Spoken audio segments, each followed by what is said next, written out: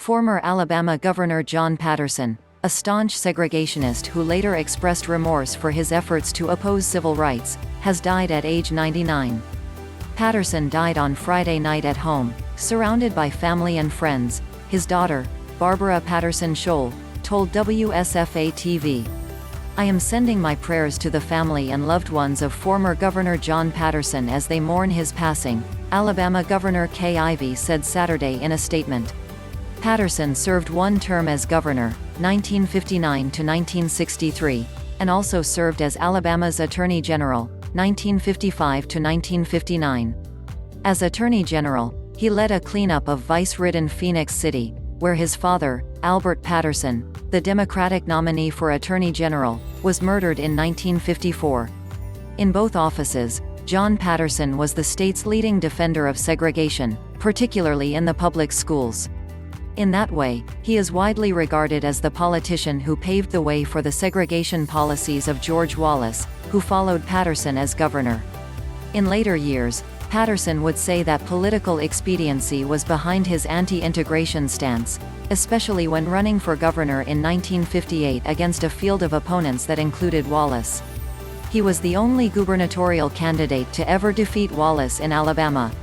"When I became governor, there were 14 of us running for governor that time, and all 14 of us were outspoken for segregation in the public schools," Patterson told AL.com in 2009. "And if you had been perceived not to have been strong for that, you would not have won. I regret that, but there was not anything I could do about it but to live with it." Patterson, at age 37, was one of the youngest elected governors in Alabama history.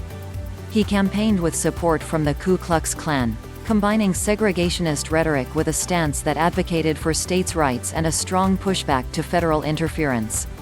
Patterson's campaign slogan in 1958, "Nobody but the people," reflected his populist outlook and later became the title of a 2008 book about his life and political career, written by Warren Trest.